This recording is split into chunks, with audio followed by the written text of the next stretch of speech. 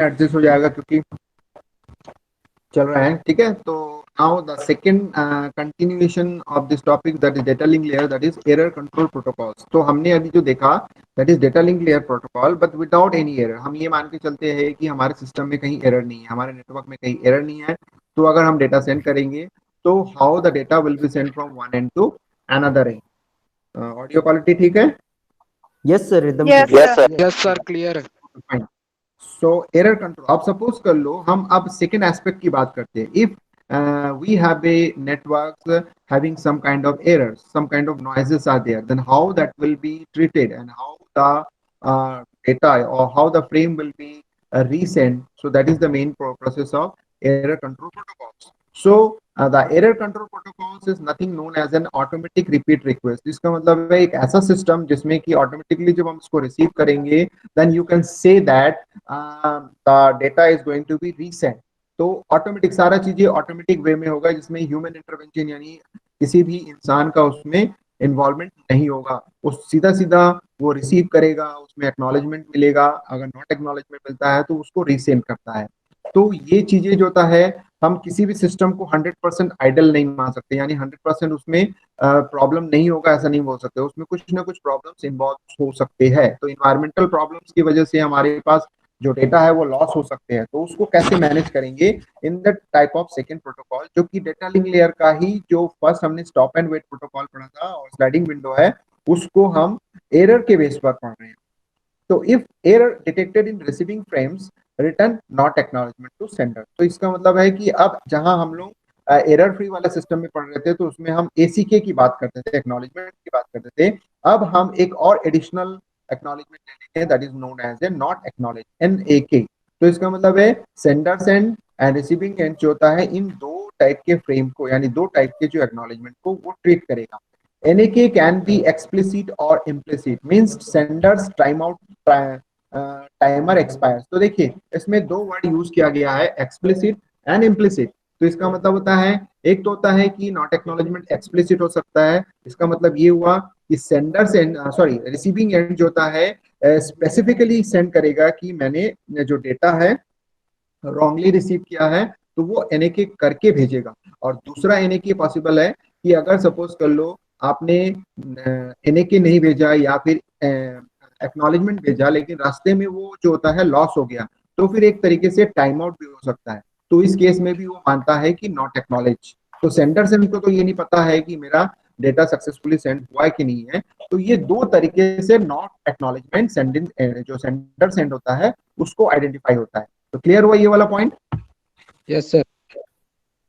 Sir एक बार Sanders, और, मेरे को नहीं है देखो सर, एक बार और। एनएके जो होता है दो तरीके से पॉसिबल होता है। एक तो होता है फिजिकली, यानी से रिसीविंग एंड उसको एनएके लिख के भेजेगा कि मेरे को डेटा से रिसीव सक्सेसफुली नहीं हुआ है, इस डेटा को अगेन भेजिए। और रिसीविंग सोर्स एंड जो होता है उसको रिसीव करने के बाद सेंड करेगा। और दूसरा एनएके पॉसिबल होता है जिसमें एनएके नहीं आएगा, बट एनएके जैसा जो इन्वायरमेंट है या फिर ऐसे सर्कमस्टांसेस क्रिएट हो जाएंगे। जैसे फॉर एग्जाम्पल आपने जैसे रिसीविंग एंड जो होता है डेटा को एक्नॉलेजमेंट या नॉट एक्नॉलेजमेंट करके सेंड किया, बट रास्ते में वो जो डेटा है यानी एनएके या एसीके है वो लॉस हो गया, तो सेंडर सेंड तो उसको वेट नहीं कर सकता, एक समय के बाद वो टाइम आउट हो जाता है। तो ये जो टाइम आउट है ये एक तरीके से implicit type of not acknowledgement होगा। समझ में आया? Yes sir. हाँ।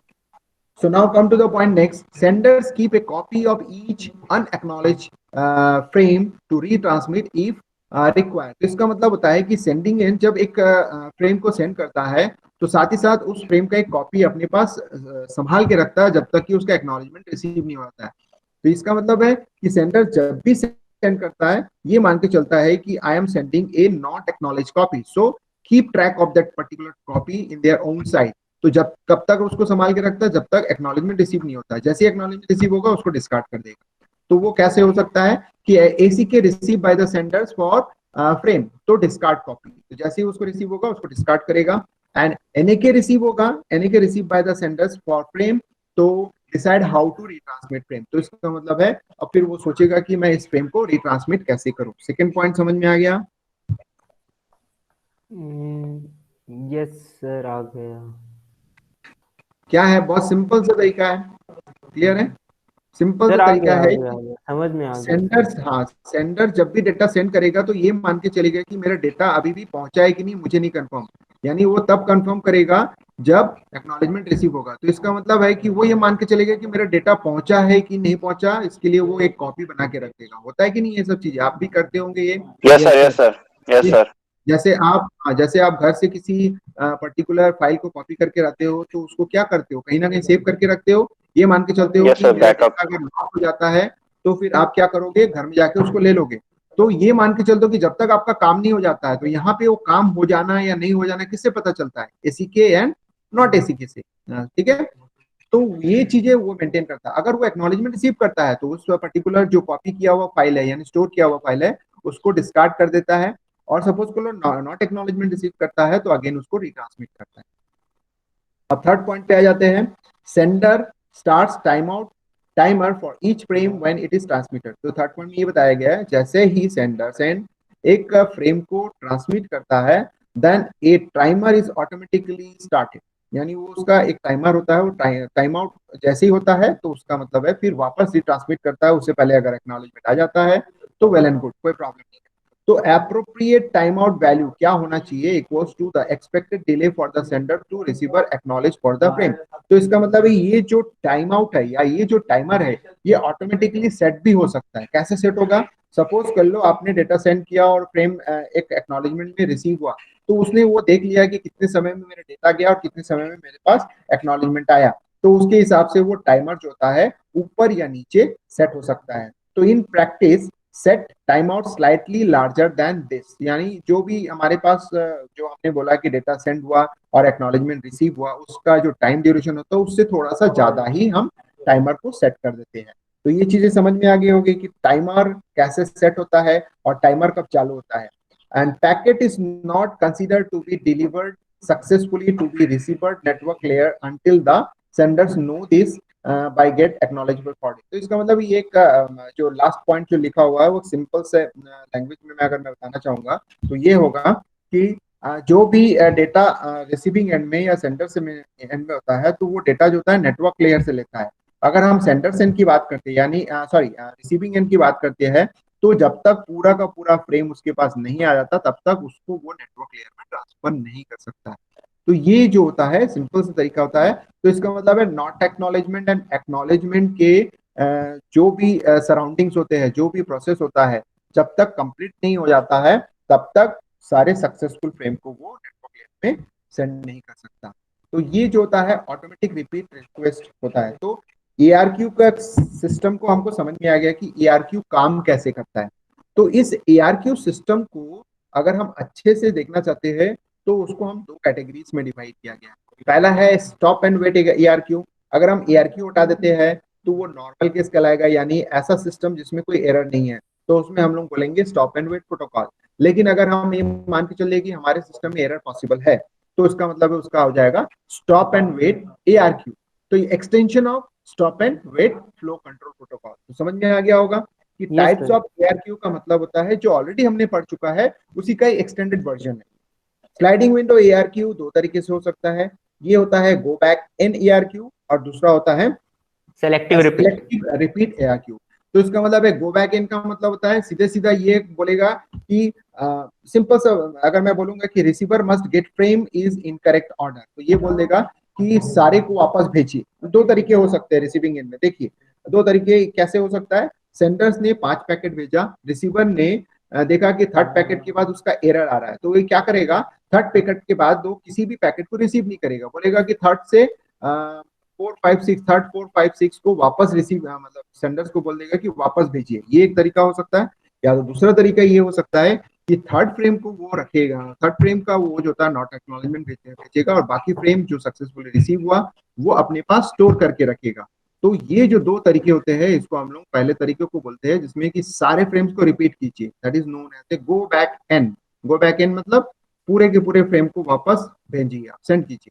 एंड सेलेक्टिव रिपीट्स का मतलब होता है कि you just send the error frames, यानी correctly received out of order frames are stored at receiving end until they can be reassemble into correct order. तो इसका मतलब है थर्ड फ्रेम में प्रॉब्लम आया तो वो थर्ड फ्रेम के बारे में बताएगा और फिर वो अपने एंड में वो मेंटेन करेगा कि जब तक उसका थर्ड फ्रेम रिसीव नहीं होता तब तक वो वेट करते रहेगा। अब देखिए एक क्वेश्चन मैं आपसे पूछ रहा हूँ कि go back N and selective repeat में फ्रेम नंबरिंग किसके लिए जरूरी है? Sir go back N. बाकी लोग? Yes sir. किसके लिए? गो बैक एन के लिए? मैं बोलूंगा नो सर। सेलेक्टिव रिपीट के लिए। देखो गो बैक एन में तो सीधी सी बात है, 1 2 रिसीव हुआ, बाकी तो रिसीव नहीं हुआ, तो इसका मतलब है सीक्वेंस ऑर्डर इज मेंटेन। हम्म। यानी 1 2 रिसीव हुआ, उसके बाद थर्ड फोर्थ फिफ्थ तो उसको डिस्कार्ड कर दिया, इसका मतलब है वापस आपको थर्ड फोर्थ फिफ्थ तो रिपीट करना पड़ेगा।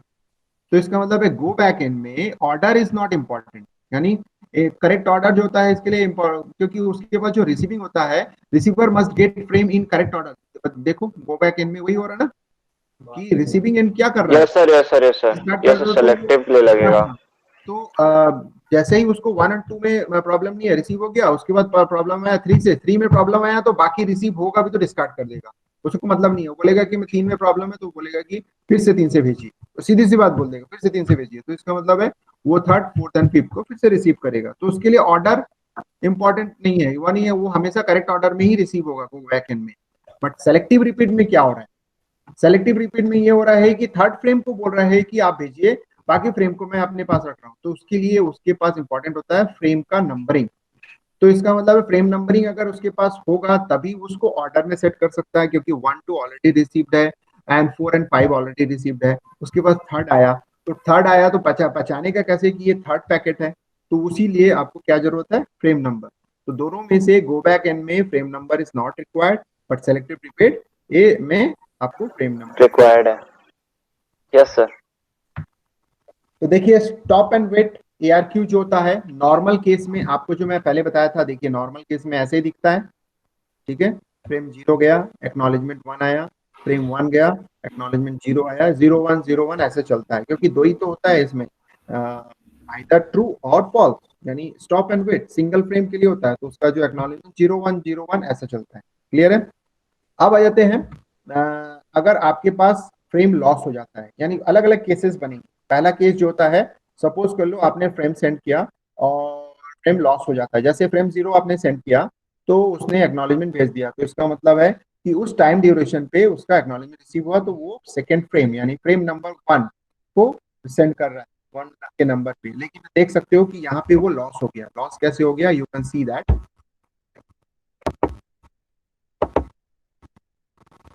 देख रहे हो आप लॉस कैसे हुआ? पता चल रहा है आप लोगों को लॉस कैसे हुआ? यहाँ पे लॉस हो गया, किसी कारण से ये लॉस हो गया, तो you can see that loss.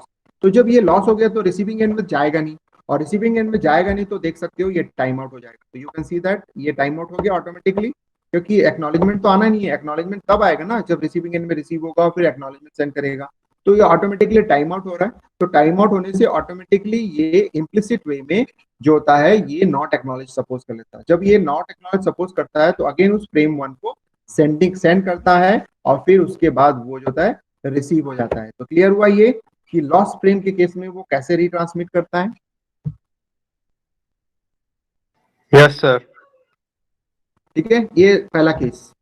दूसरा केस, सपोज कर लो एक्नॉलेजमेंट लॉस हो जाता है, जैसे कि आप देख सकते हो सक्सेसफुली सब कुछ हो रहा है, फ्रेम 0 गया, फ्रेम एक्नॉलेजमेंट 1 आया, फ्रेम 1 गया, एक्नॉलेजमेंट 0 आ रहा है, लेकिन वो रास्ते में लॉस हो गया। यू कैन सी दैट यहाँ पे वो लॉस हुआ, यानी फ्रेम लॉस हो सकता है, साथ में एक्नॉलेजमेंट भी लॉस हो सकता है, कुछ भी पॉसिबल है। तो अलग अलग केसेस को मैं समझा रहा हूँ आपको। तो अगर सपोज कर लो एक्नॉलेजमेंट लॉस होता है तो अगेन ये टाइम आउट हो जाएगा, क्योंकि एक्नॉलेजमेंट तो उस टाइम पे पहुंच नहीं रहा है, तो yes time sir. Out yes time out sir. हो जा रहा है तो नॉट एक्नॉलेज कहलाएगा, इम्प्लिसिट वे में नॉट एक्नॉलेज है, यानी जानबूझ के किसी ने नॉट एक्नॉलेज नहीं किया, ये ऑटोमेटिकली हो रहा है और नॉट एक्नॉलेज। तो ऑटोमेटिकली कैसे? टाइम आउट को ही वो ऑटोमेटिक नॉट एक्नॉलेज मान रहा है, और उसके बाद फिर वो फ्रेम 1 को सेंड करेगा, यानी रीट्रांसमिट करेगा। अब रीट्रांसमिट करने से देखिए यहाँ पे खास बात हो रहा है जो हमने बात किया था कि ऑलरेडी इसके पास वो डेटा अवेलेबल है एक्सपेक्टिंग फ्रेम 0, लेकिन वो अगेन फ्रेम 1 भेज रहा है। किस कारण से भेज रहा है? क्योंकि उसके पास एक्नॉलेजमेंट पहुंचा ही नहीं। जब उसके पास एक्नॉलेजमेंट पहुंचा ही नहीं है तो वो कैसे समझेगा कि मेरा फ्रेम सक्सेसफुली गया है? अब जबकि रिसीविंग एंड जो होता है ये सोच रहा है कि मेरे पास जो होता है अब नेक्स्ट फ्रेम जो होता है वो 0 आएगा, तो इसीलिए आप देख सकते हैं कि फ्रेम 1 इज डिस्कार्डेड, यानी उसके पास सेकेंड टाइम सेम फ्रेम आ रहा है, तो इस वजह से वो डिस्कार्ड हो रहा है। तो नॉट एक्नॉलेजमेंट यानी लॉस्ट ऑफ एक्नॉलेजमेंट फ्रेम की वजह से आपके पास जो डिस्कार्डिंग है वो आपको मेंटेन करना पड़ता है। फिर उसके बाद उसने एक्नॉलेजमेंट सेंड किया और उसके बाद ये सक्सेसफुली रिसीव हुआ। अब वो नेक्स्ट फ्रेम जो फ्रेम 0 है उसको सेंड करेगा। क्लियर हुआ ये चीज? Yes sir. Yes sir. है ना? डिस्कार्ड क्यों हो रहा है, क्लियर हो गया? Yes sir. हाँ, अब आ जाते हैं, सपोज कर लो ना लॉस हुआ ना कुछ हुआ, लेकिन डिले हो गया। डिले मतलब एक्नॉलेजमेंट भेजे, रास्ते में चलते आ रहा नेटवर्क ट्रैफिक के कारण से वो टाइम पे ना लेट पहुंच के बाद में पहुंचा, यानी टाइम आउट होने के बाद पहुंचा। तो उस केस में देखिए क्या केस बनता है। उस केस में आपके पास एक सिंपल सा है कि फ्रेम 0 सेंड किया और एक्नॉलेजमेंट 1 उसने सेंड किया। एक्नॉलेजमेंट 1 सेंड किया लेकिन टाइम पे नहीं पहुंचा। कहाँ पे पहुंचना चाहिए था?